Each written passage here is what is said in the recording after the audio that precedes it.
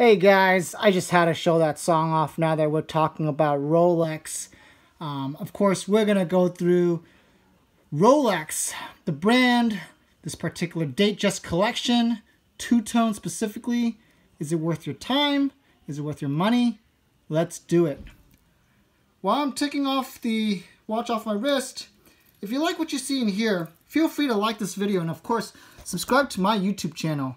It'll really help out the channel and of course allow me to continue making these unfiltered watch reviews of watch brands and their collections. So I have here a vintage Rolex.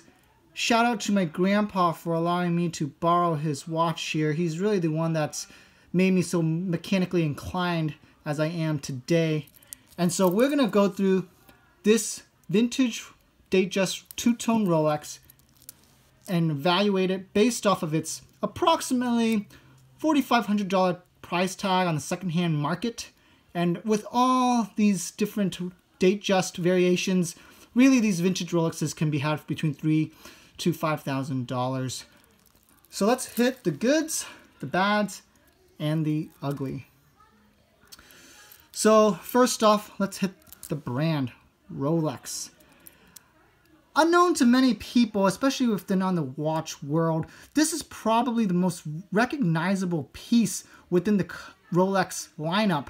But in reality, Rolex's roots are actually more so in the tool watch industry, very similar to many other luxury watch brands today. In fact, Rolex's most prominent accomplishments include beating out the likes of Omega to be one of the first diver certified in terms of water-resistant watches, and of course also very well known for being one of the first watch brands to implement this date frame aperture type complication. While it seems very logical today, maybe back a couple of decades, not so much, because Rolex really set the bar in terms of everything else.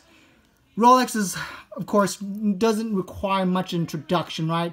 The biggest, most recognizable brand among watches in the world, and in fact most people buy them as kind of a sign of luxury or some kind of a sign that they've reached at a certain point in life, and so don't really have to talk much about the prestige that goes with this brand.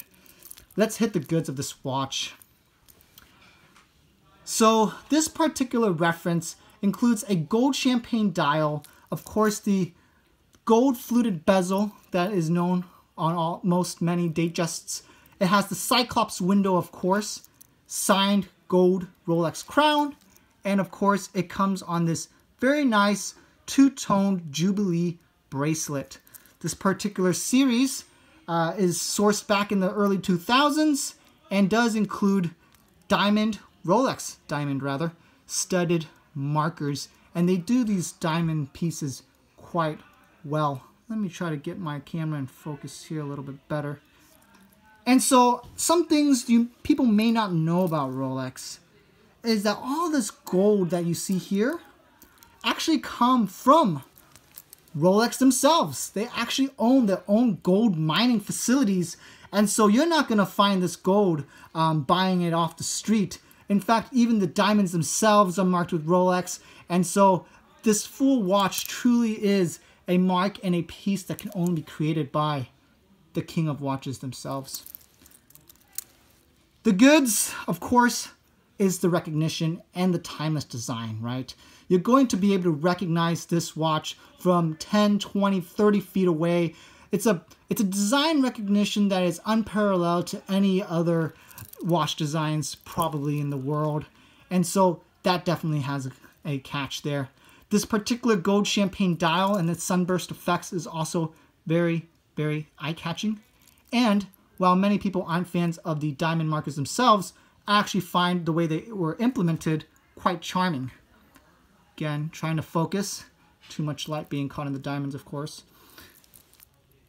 Funny story about the Cyclops Date, just while we're talking about Rolex, was actually an innovation that came up during the time that the Rolex founder, his wife, had trouble looking into the date itself. And so he thought to himself, well, what's the solution to this?